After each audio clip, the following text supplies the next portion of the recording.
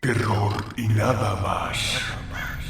10 años acercándote a los grandes maestros de la literatura de terror y a sus escalofriantes obras. 10 años fomentando la cultura y la ficción sonora de horror. ¿Estás preparado para pasarlo de miedo con las mejores adaptaciones extraídas de nuestro macabro y lúgubre archivo? Adelante, insensato. La Cruz del Diablo, por Gustavo Adolfo Bécquer.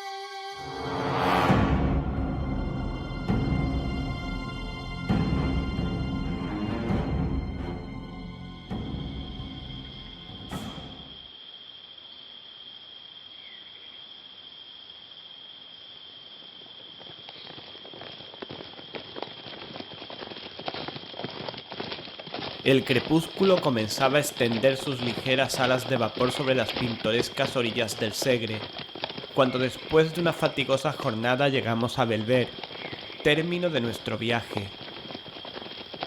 Belver es una pequeña población situada a la falda de una colina, por detrás de la cual se ven elevarse, como las gradas de un colosal anfiteatro de granito, las empinadas y nebulosas crestas de los Pirineos.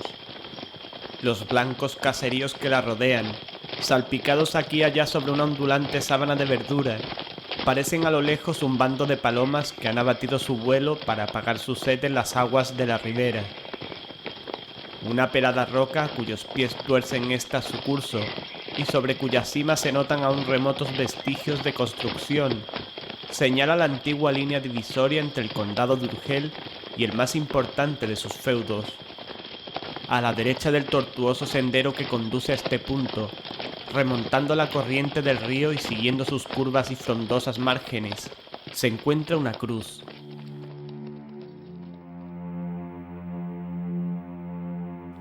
El asta y los brazos son de hierro, la redonda base en que se apoya de mármol y la escalinata que a ella conduce, de oscuros y mal unidos fragmentos de sillería.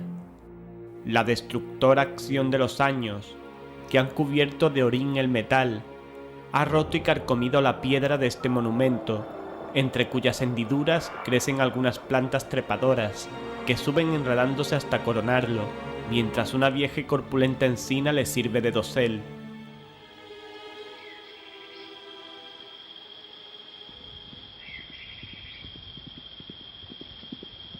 Yo había adelantado algunos minutos a mis compañeros de viaje, y deteniendo mi escuálida cabalgadura, contemplaba en silencio aquella cruz, muda y sencilla expresión de las creencias y la piedad de otros siglos.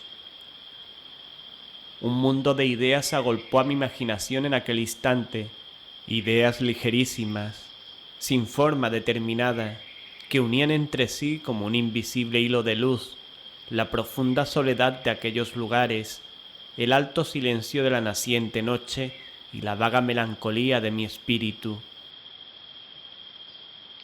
Impulsado de un pensamiento religioso, espontáneo e indefinible, eché maquinalmente pie a tierra, me descubrí y comencé a buscar en el fondo de mi memoria una de aquellas oraciones que me enseñaron cuando niño.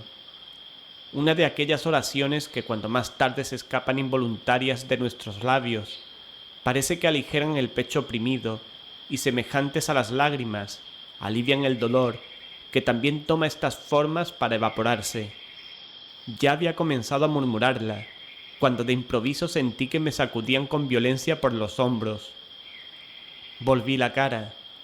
Un hombre estaba al lado mío.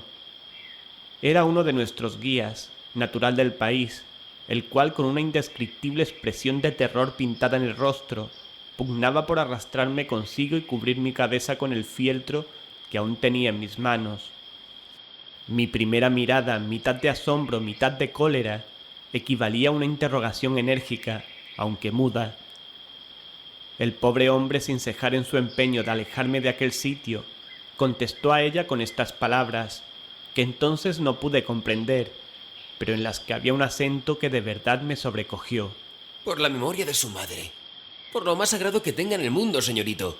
Cúbrase usted la cabeza y aléjese más que deprisa de esa cruz. Tan desesperado está usted que, no bastándole la ayuda de Dios, recurre a la del demonio. Yo permanecí un rato mirándole en silencio. Francamente, creí que estaba loco, pero él prosiguió, con igual vehemencia. Usted busca la frontera. Pues bien, si delante de esa cruz le pide usted al cielo que le preste ayuda, las cumbres de los montes vecinos se levantarán en una sola noche hasta las estrellas invisibles, solo porque no encontremos la raya en toda nuestra vida. Yo no pude menos de sonreírme. ¿Se burla usted? ¿Cree acaso que esa es una cruz santa, como la del porche de nuestra iglesia? ¿Quién lo duda? Pues se engaña usted de medio en medio, porque esa cruz, salvo lo que tiene de Dios, está maldita. Esa cruz pertenece a un espíritu maligno, y por eso la llaman la cruz del diablo. ¿La cruz del diablo? Repetí cediendo a sus instancias, sin darme cuenta a mí mismo del involuntario temor que comenzó a apoderarse de mi espíritu y que me rechazaba como una fuerza desconocida de aquel lugar. La cruz del diablo. Nunca ha herido mi imaginación una amalgama más disparatada de dos ideas tan absolutamente enemigas. Una cruz y del diablo. Vaya, vaya. Fuerza será que en llegando a la población me expliques ese monstruoso absurdo. Durante este corto diálogo, nuestros camaradas que habían picado sus cabalgaduras se nos reunieron al pie de la cruz. Yo les expliqué en breves palabras lo que acababa de suceder.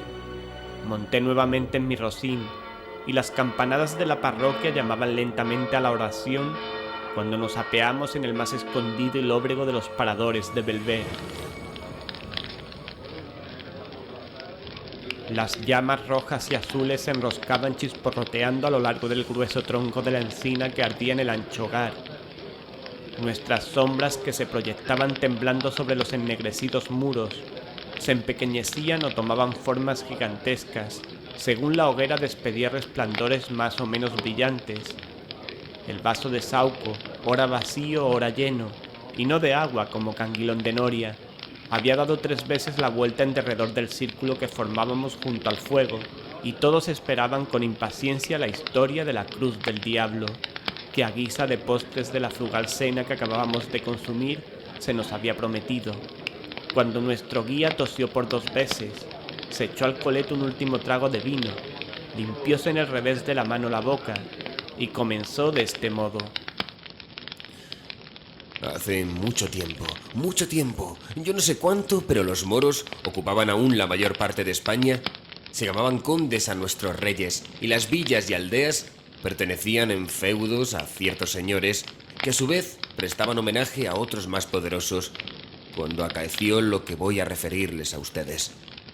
Concluida esta breve introducción histórica, el héroe de la fiesta guardó silencio durante algunos segundos, como para coordinar sus recuerdos, y prosiguió así.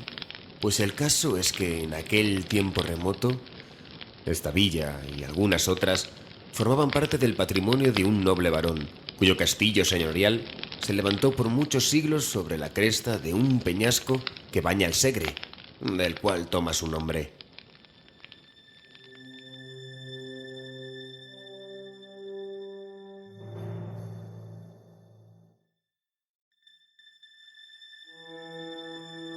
Aún testifican la verdad de mi relación algunas informes ruinas que, cubiertas de jaramago y musgo, se alcanzan a ver sobre su cumbre desde el camino que conduce a este pueblo. No sé si por ventura o desgracia quiso la suerte que este señor, a quien por su crueldad detestaban sus vasallos y por sus malas cualidades ni el rey admitía en su corte, ni los vecinos en su hogar, se aburriese de vivir solo con su mal humor y sus ballesteros en lo alto de la roca en que sus antepasados colgaron su nido de piedra. Devanábase noche y día los sesos en busca de alguna distracción propia de su carácter, lo cual era bastante difícil, pues de haberse cansado, como ya lo estaba, de mover guerra a sus vecinos, apalear a sus servidores y ahorcar a sus súbditos. En esta ocasión, cuenta las crónicas, que se le ocurrió, aunque sin ejemplar, una idea feliz. Sabiendo que los cristianos de otras poderosas naciones se prestaban a partir juntos en una formidable armada a un país maravilloso para conquistar el sepulcro de nuestro Señor Jesucristo que los moros tenían en su poder, se determinó a marchar en su seguimiento. Si realizó esta idea con objeto de purgar sus culpas, que no eran pocas, derramando su sangre en tan justa empresa, o con él trasplantarse a un punto donde sus malas acciones no se conociesen, se ignora.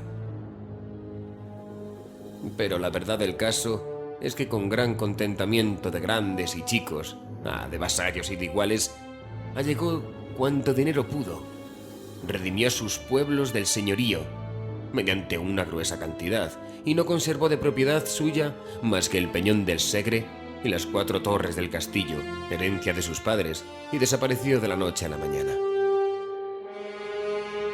La comarca entera respiró en libertad durante algún tiempo, como si despertara de una pesadilla. Ya no colgaban de los árboles de sus sotos, en vez de frutas, racimos de hombres. Las muchachas del pueblo no temían salir con su cántaro en la cabeza a tomar agua de la fuente del camino, ni los pastores llevaban sus rebaños al Segre por sendas impracticables y ocultas, temblando encontrar a cada revuelta de la trocha a los ballesteros de su muy amado señor. Y así transcurrió el espacio de 3 años.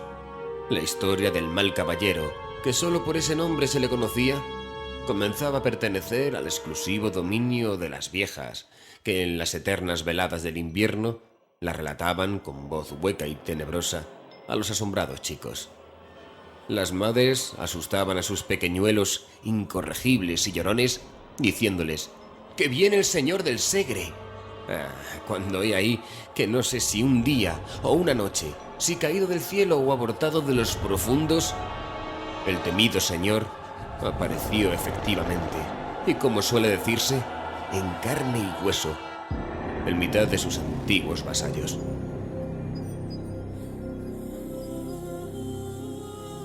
Renuncia a describir el efecto de esa agradable sorpresa. Ustedes lo podrían imaginar mejor que yo pintarlo. Solo con decirles que tornaba reclamando sus vendidos derechos, como si malo se fue, peor volvió, y si pobre y sin crédito se encontraba antes de partir a la guerra, ya no podía contar con más recursos que su despreocupación, su lanza y una media docena de aventureros, tan desalmados y perdidos como su jefe.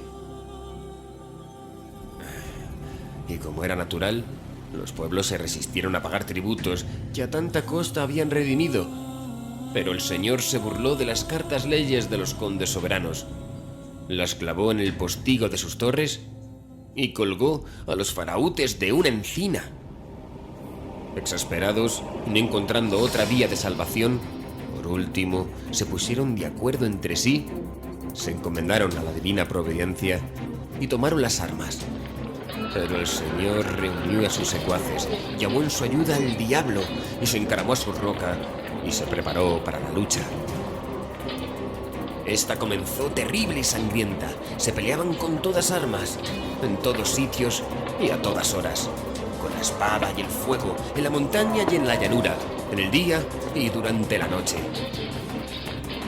Aquello no era pelear para vivir, era vivir para pelear. Al cabo, triunfó la causa de la justicia. Oigan ustedes cómo.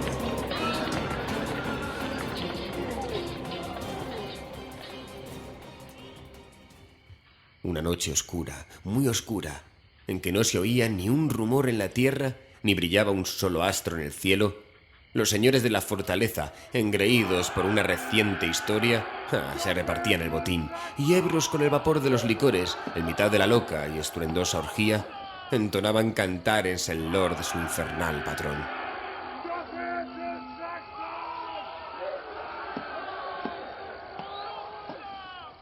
Como dejo dicho, nada se oía alrededor del castillo, excepto el eco de las blasfemias que palpitaban perdidas en el sombrío seno de la noche, como palpitan las almas de los condenados envueltas en los pliegues del huracán de los infiernos.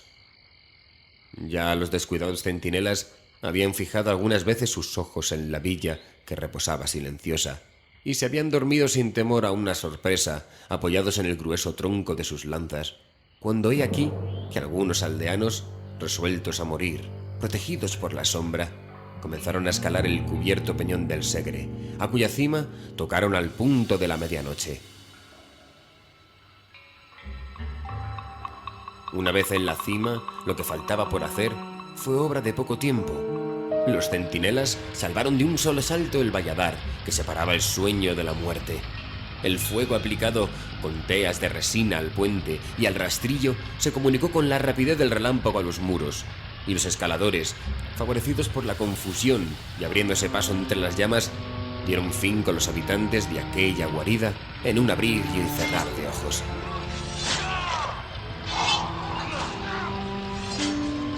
Todos perecieron.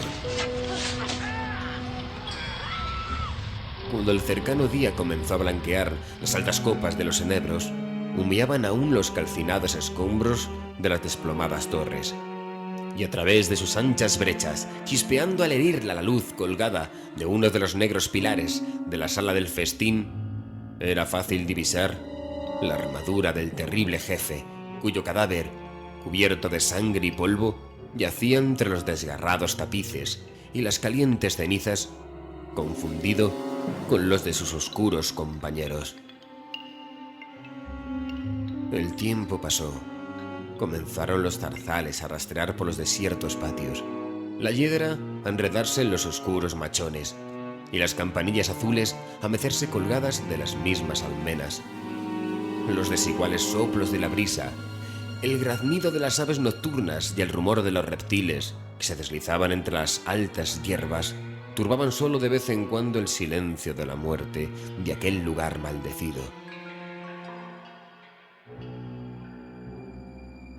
Los inséptulos huesos de sus antiguos moradores blanqueaban al rayo de la luna, y aún podía verse el haz de armas del señor del Segre, colgado del negro piular de la sala del festín. Nadie osaba tocarle, pero corrían 1000 fábulas acerca de aquel objeto, causa incesante de hablillas y terrores para los que le miraban llamear durante el día, herido por la luz, o creían percibir en las altas horas de la noche el metálico son de sus piezas que chocaban entre sí cuando las movía el viento con un gemido prolongado y triste.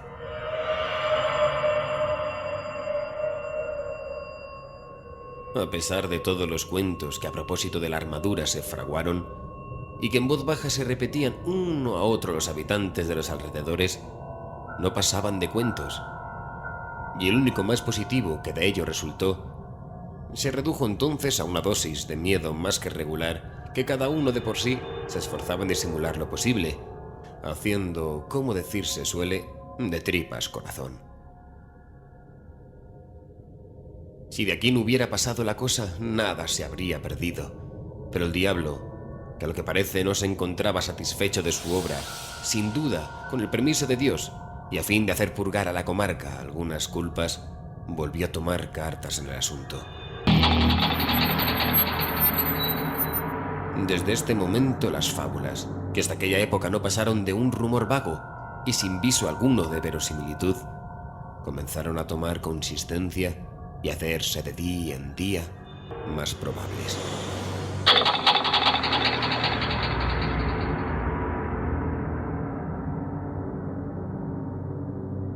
En efecto, había algunas noches que todo el pueblo había podido observar un extraño fenómeno. Entre las sombras, a lo lejos, ya subiendo las retorcidas cuestas del peñón del Segre, ya vagando entre las ruinas del castillo, ya cerniéndose al parecer en los aires. Se veían correr, cruzarse, esconderse y tornar a aparecer, para alejarse en distintas direcciones, unas luces misteriosas y fantásticas, cuya procedencia nadie sabía explicar. Esto se repitió por 3 o 4 noches durante el intervalo de un mes, y los confusos aldeanos esperaban inquietos el resultado de aquellos conciliábulos que ciertamente no se hizo guardar mucho. Cuando 3 o 4 alquerías incendiadas, varias reses desaparecidas y los cadáveres de algunos caminantes despeñados en los precipicios pusieron en alarma a todo el territorio en 10 leguas a la redonda.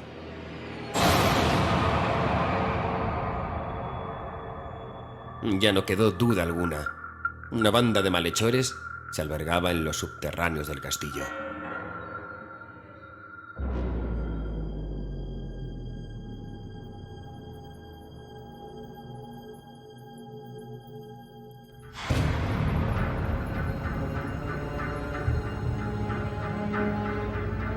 Estos, que solo se presentaban al principio muy de tarde en tarde y en determinados puntos del bosque, que aún en el día se dilataba a lo largo de la ribera, concluyeron por ocupar casi todos los desfiladeros de las montañas, emboscarse en los caminos, saquear los valles y descender como un torrente a la llanura, donde a este quiero y a este no quiero no dejaban títere con cabeza. Los asesinatos se multiplicaban, las muchachas desaparecían y los niños eran arrancados de las cunas a pesar de los lamentos de sus madres, para servirlos en diabólicos festines en que, según la creencia general, los vasos sagrados sustraídos de las profanadas iglesias servían de copas. El terror llegó a apoderarse de los ánimos de un grado tal que al toque de oraciones nadie se aventuraba a salir de la casa, en la que no siempre se creían seguros de los bandidos del Peñón. Mas, ¿quiénes eran estos? ¿De dónde habían venido? ¿Cuál era el nombre de su misterioso jefe? He aquí el enigma que todos querían explicar y que nadie podía resolver hasta entonces, aunque se observase desde luego que la armadura del señor feudal había desaparecido del sitio que antes ocupara y posteriormente varios labradores hubiesen afirmado que el capitán de aquella desalmada gravilla marchaba a su frente cubierto con una que, de no ser la misma, se le asemejaba en todo. Cuanto queda repetido, si se la despoja de esta parte de fantasía con que el miedo abulta y completa sus creaciones favoritas, nada tiene en sí de sobrenatural y extraño. ¿Qué cosa más corriente en unos bandidos que las ferocidades con que éstos se distinguían, ni más natural que el apoderarse su jefe de las abandonadas armas del señor del Segre? Sin embargo, algunas revelaciones hechas antes de morir por uno de sus secuaces, prisionero en las últimas refriegas, acabaron de colmar la medida, preocupando el ánimo de los más incrédulos. Poco más o menos, el contenido de su confesión fue este. Yo pertenezco a una noble familia. Los extravíos de mi juventud, mis locas prodigalidades y mis crímenes por último, atrajeron sobre mi cabeza la cólera de mis deudos y la maldición de mi padre, que me desheredó al expirar. Hallándome solo y sin recursos de ninguna especie, el diablo sin duda debió sugerirme la idea de reunir a algunos jóvenes que se encontraban en una situación idéntica a la mía, los cuales, seducidos con la promesa de un porvenir de disipación, libertad y abundancia, no vacilaron un instante en suscribir a mis designios.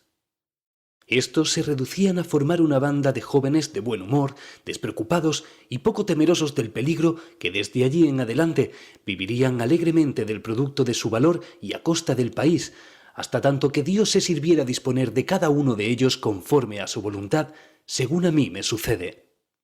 Con este objeto señalamos esta comarca para teatro de nuestras expediciones futuras y escogimos como punto el más a propósito para nuestras reuniones el abandonado castillo de Segre, lugar seguro, no tanto por su posición fuerte y ventajosa como por hallarse defendido contra el vulgo por las supersticiones y el miedo. congregados una noche bajo sus ruinosas arcadas, alrededor de una hoguera que iluminaba con su rojizo resplandor las desiertas galerías, trabóse una acalorada disputa sobre cuál de nosotros iba de ser elegido jefe. Cada uno alegó sus méritos, yo expuse mis derechos. Ya los unos murmuraban entre sí con ojeadas amenazadoras, ya los otros con voces descompuestas por la embriaguez habían puesto la mano sobre el pomo de sus puñales para dirimir la cuestión, cuando de repente oímos un crujir de armas, acompañado de pisadas huecas y sonantes que cada vez se hacían más distintas. Todo arrojamos a nuestro alrededor una inquieta mirada de desconfianza. Nos pusimos de pie y desnudamos nuestros aceros, determinados a vender caras las vidas.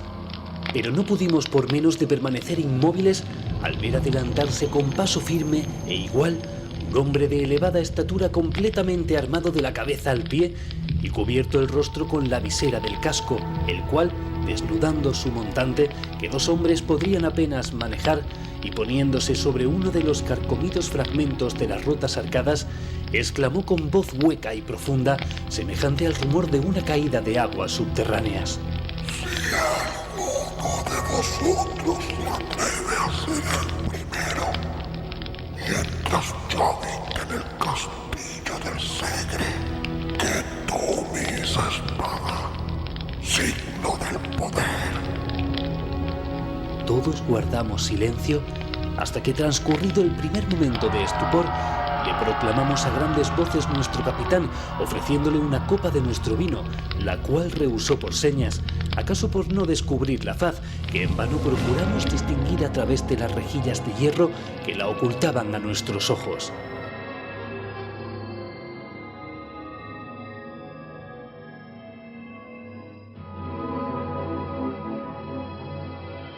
No obstante, aquella noche pronunciamos el más formidable de los juramentos, y a la siguiente dieron principio nuestras nocturnas correrías. En ellas, nuestro misterioso jefe marchaba siempre delante de todos. Ni el fuego le ataja, ni los peligros le intimidan, ni las lágrimas le conmueven. Nunca despliega sus labios, pero cuando la sangre humea en nuestras manos, como cuando los templos se derrumban calcinados por las llamas, cuando las mujeres huyen espantadas entre las ruinas y los niños arrojan gritos de dolor y los ancianos perecen a nuestros golpes, contesta con una carcajada de feroz alegría a los gemidos, a las imprecaciones y a los lamentos.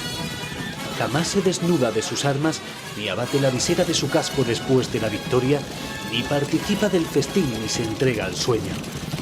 Las espadas que le hieren se hunden entre las piezas de su armadura y ni le causan la muerte ni se retiran teñidas de sangre. El fuego enrojece su espaldar y su cota y aún sigue impávido entre las llamas buscando nuevas víctimas. Desprecia el oro, aborrece la hermosura y no le inquieta la ambición. Entre nosotros, unos le creen un extravagante, otros un noble arruinado que por un resto de pudor se tapa la cara. Y no falta quien se encuentra convencido de que es el mismo diablo en persona.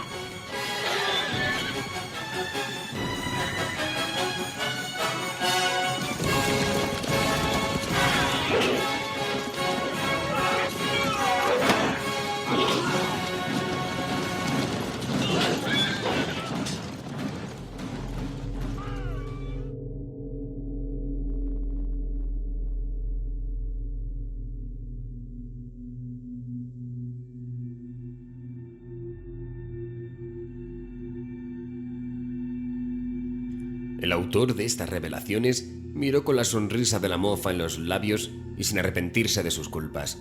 Varios de sus iguales le siguieron en diversas épocas al suplicio, pero el temible jefe, a quien continuamente se le unían nuevos prosélitos, no cesaba en sus desastrosas empresas. Los infelices habitantes de la comarca, cada vez más aburridos y desesperados, no acertaban ya con la determinación que debiera tomarse para concluir de un todo con aquel orden de cosas cada día más insoportable y triste. Inmediato a la villa y oculto en el fondo de un espeso bosque, vivía a esta sazón, en una pequeña ermita dedicada a San Bartolomé, un santo hombre de costumbres piadosas y ejemplares, a quien el pueblo tuvo siempre el honor de santidad merced a sus saludables consejos y acertadas predicciones.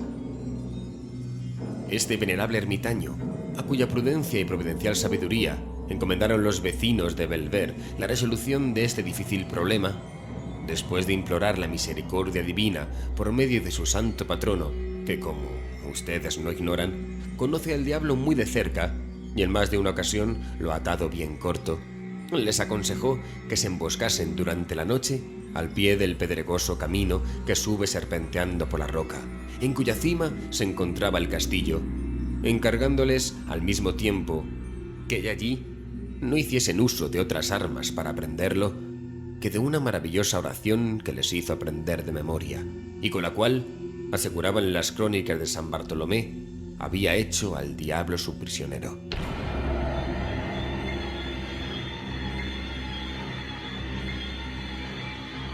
Púsole en planta el proyecto, y su resultado excedió a cuantas esperanzas se habían concebido, pues aún iluminaba el sol del otro día la alta torre del Belver, cuando sus habitantes, reunidos en grupos en la Plaza Mayor, se contaban unos a otros con aire de misterio cómo aquella noche, fuertemente atado de pies y manos a los lomos de una poderosa mula, había entrado en la población el famoso capitán de los bandidos del Segre. ¿De qué arte se valieron los acometedores de esta empresa para llevarla a término? Ni nadie se lo acertaba a explicar, ni ellos mismos podían decirlo. Pero el hecho era que gracias a la oración del santo o al valor de sus devotos, la cosa había sucedido tal como se refería.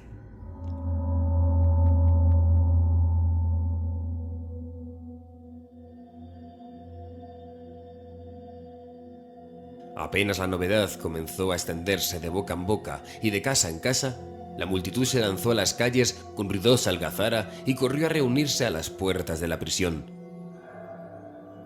La campana de la parroquia llamó al concejo y los vecinos más respetables se juntaron en capítulo y todos aguardaron ansiosos la hora en que el reo había de comparecer ante sus improvisados jueces.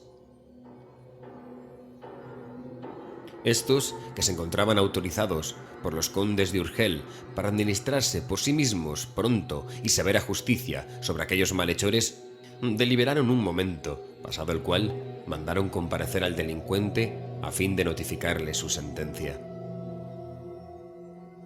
Como dejó dicho, así en la Plaza Mayor como en las calles por donde el prisionero debía atravesar para dirigirse al punto en que sus jueces se encontraban, la impaciente multitud hervía como un apiñado enjambre de abejas.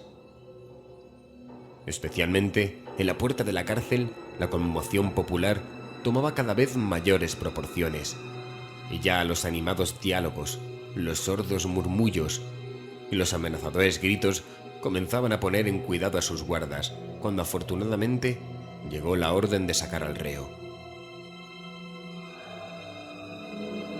Todos habían reconocido en aquella armadura la del señor del Segre. Aquella armadura, objeto de las más sombrías tradiciones, mientras se la vio suspendida de los arruinados muros de la fortaleza maldita.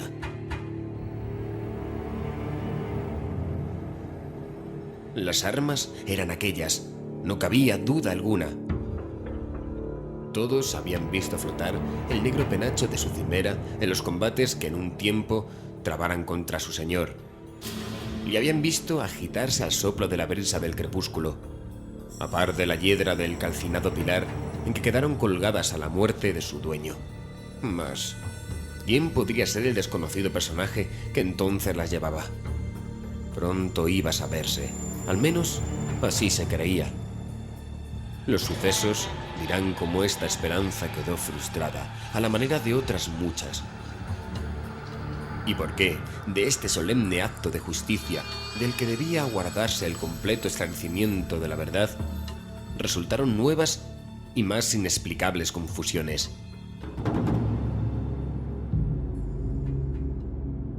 El misterioso bandido penetró al fin en la sala del concejo, y un silencio profundo sucedió a los rumores que se elevaran de entre los circunstantes al oír resonar bajo las altas bóvedas de aquel recinto el metálico son de sus acicates de oro.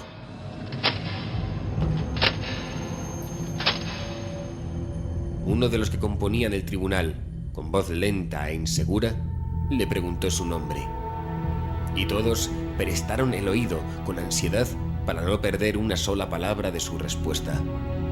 Pero el guerrero se limitó a encoger sus hombros ligeramente, con un aire de desprecio e insulto que no pudo menos que irritar a los jueces, los que se miraron entre sí sorprendidos.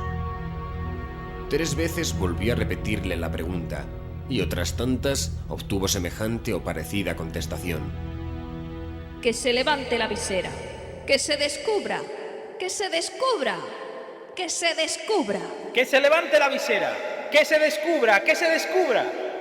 Veremos si se atreve entonces a insultarnos con su desdén, como ahora lo hace protegido por el incógnito. Descubríos, repitió el mismo que anteriormente le diera la palabra. El guerrero permaneció impasible. os lo mando en el nombre de nuestra autoridad, La misma contestación. en el nombre de los condes soberanos, descubríos. Ni por esas. La indignación llegó a su colmo hasta el punto que uno de sus guardas, lanzándose sobre el reo, cuya pertinencia en callar bastaría para apurar la paciencia de un santo, le abrió violentamente la visera. Un grito general de sorpresa se escapó del auditorio, que permaneció por un instante herido de su inconcebible estupor. La cosa no era para menos. El casco, cuya férrea visera se veía en parte levantada hasta la frente, en parte caída sobre la brillante gola de acero, estaba vacío, completamente vacío. Cuando pasado ya el primer momento de terror quisieron tocarle, la armadura se estremeció ligeramente y, descomponiéndose en piezas, cayó al suelo con un ruido sordo y extraño. La mayor parte de los espectadores, a la vista del nuevo prodigio, abandonó tumultuosamente la habitación y salió despavorida a la plaza.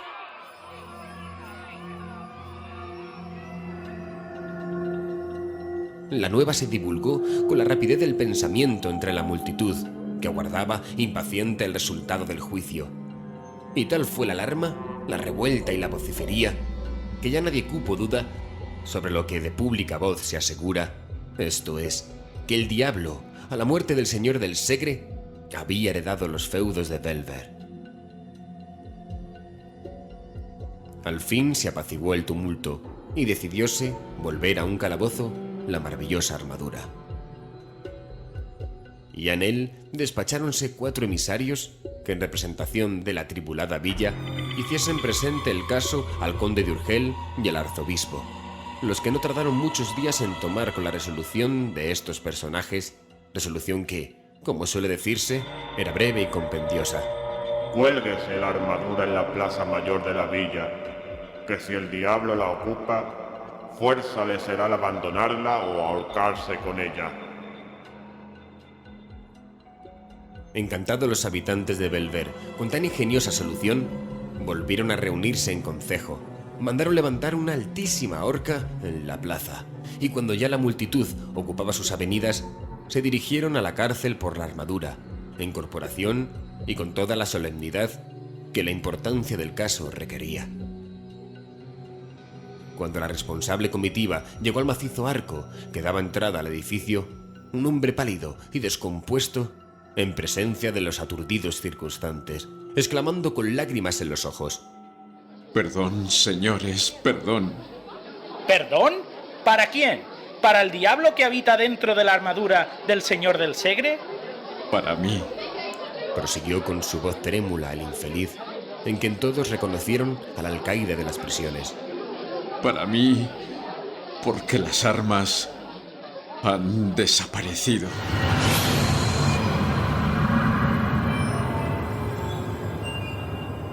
Al oír estas palabras, el asombro se pintó en el rostro de cuantos se encontraron en el pórtico, que mudos e inmóviles hubieran permanecido en la posición en la que se encontraban, Dios sabe hasta cuándo, si la siguiente relación del aterrado guardián hecho agruparse en su alrededor para escuchar con avidez.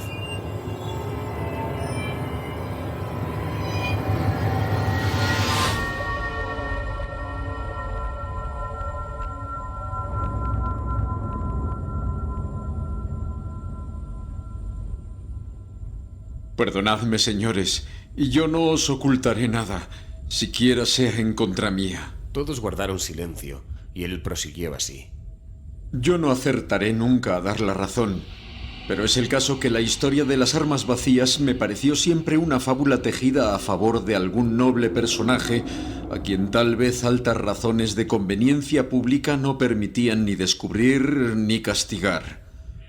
En esta creencia estuve siempre, creencia en que no podía menos que confirmarme la inmovilidad en que se encontraban desde que por segunda vez tornaron a la cárcel traídas del concejo.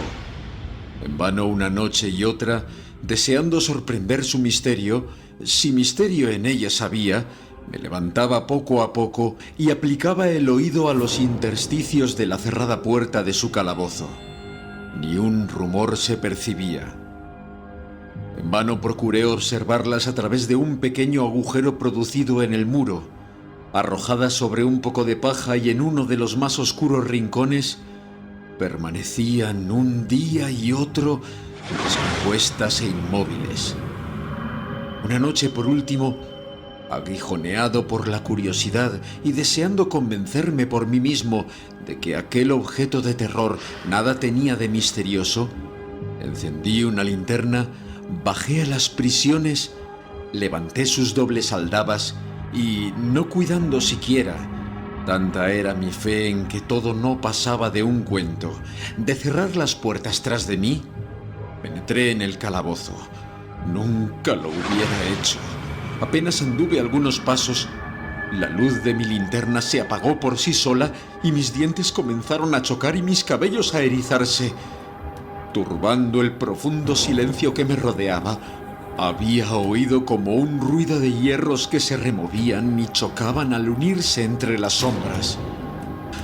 Mi primer movimiento fue arrojarme a la puerta para cerrar el paso, pero al asir las hojas, sentí sobre mis hombros una mano formidable cubierta por un guantelete que, después de sacudirme con violencia, me derribó bajo el dintel.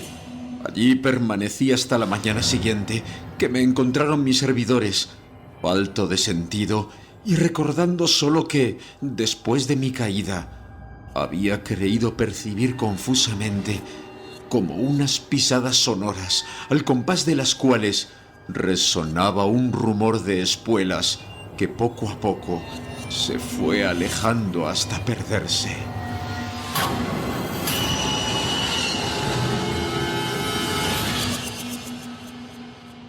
Cuando concluyó el alcaide, reinó un silencio profundo, al que siguió luego un infernal concierto de lamentaciones, gritos y amenazas.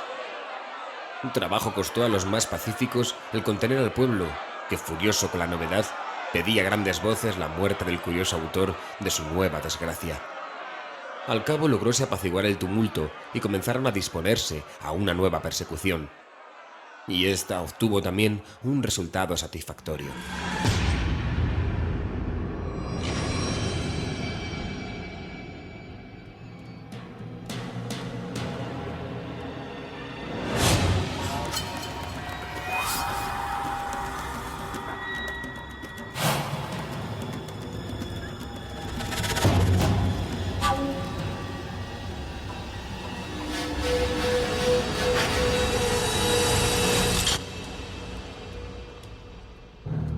Al cabo de unos días, la armadura volvió a encontrarse en poder de sus perseguidores. Conocida la fórmula y mediante la ayuda de San Bartolomé, la cosa no era ya muy difícil. Pero aún quedaba algo por hacer, pues en vano, a fin de sujetarla, la colgaron de una horca. En vano, emplearon la más exquisita vigilancia con el objeto de quitarle toda ocasión de escaparse por estos mundos. En cuanto a las desunidas armas, veían 2 dedos de luz, se encajaban, y piano pianito volvían a tomar el trote y emprender de nuevo sus excursiones por montes y llanos, que era una bendición del cielo. Aquello era el cuento de nunca acabar.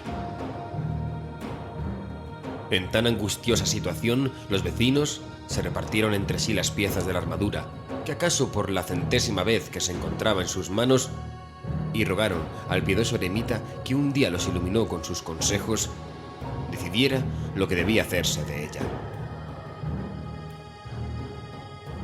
el santo varón ordenó al pueblo una penitencia general. Se encerró por 3 días en el fondo de la caverna que le servía de asilo, y al cabo de ellos dispuso que se fundiesen las diabólicas armas y con ellas y algunos sillares del castillo del Segre se levantase una cruz.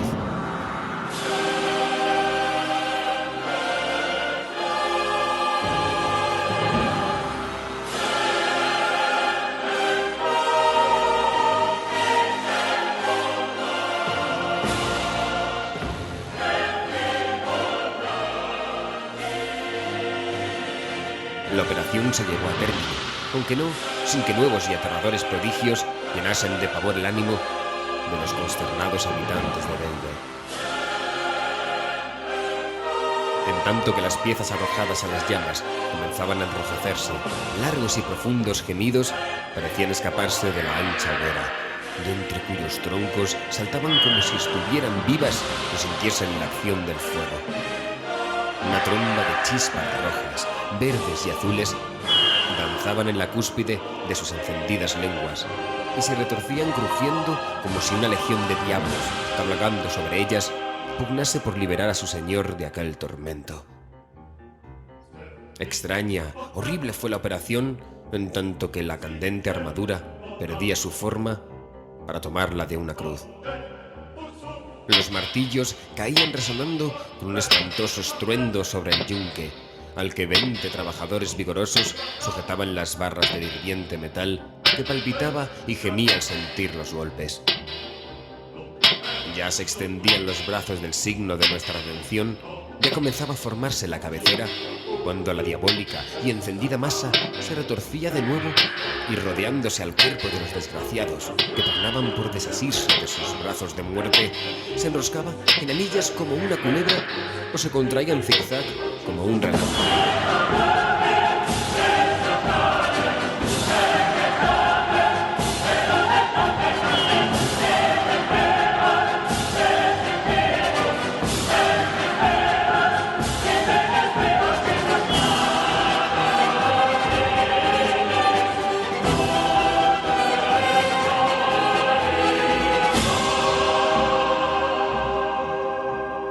El constante trabajo, la fe, las oraciones y el agua bendita consiguieron por último vencer al espíritu infernal, y la armadura se convirtió en una cruz.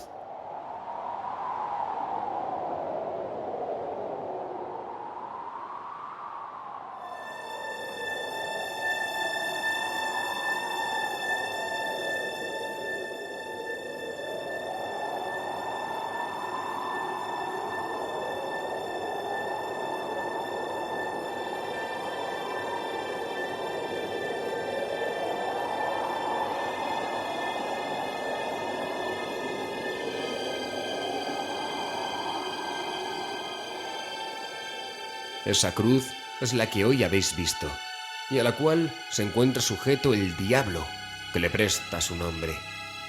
Ante ella, ni las jóvenes colocan en el mes de mayo ramilletes de lirios, ni los pastores se descubren al pasar, ni los ancianos se arrodillan. Bastando apenas las severas amonestaciones del clero, los muchachos no la apedreen. Dios ha cerrado sus oídos a cuantas plegarias se le dirijan en su presencia. En el invierno, los lobos se reúnen en manadas junto al enebro que la protege para lanzarse sobre las reses. Los bandidos esperan a su sombra a los caminantes, que entierran a sus pies después que los asesinan. Y cuando la tempestad se desata, los rayos tuercen su camino para liarse, silbando al asta de esa cruz y romper los sillares de su pedestal.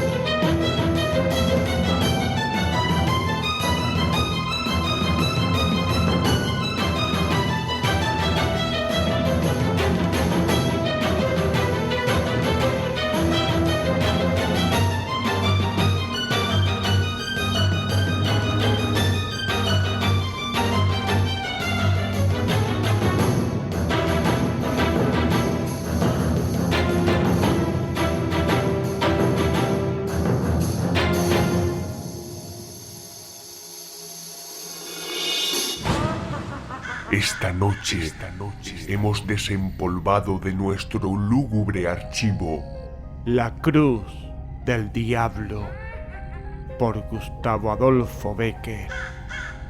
Han intervenido en este relato Miguel Ángel Pulido como narrador, Antonio Reverte Lucena como narrador segundo y como señor del Segre, Rafa Casete como carcelero, Jordi Armisen como juez, Elena Rubio como jueza, Antonio Marchena como juez y Luis Álvarez como narrador tercero.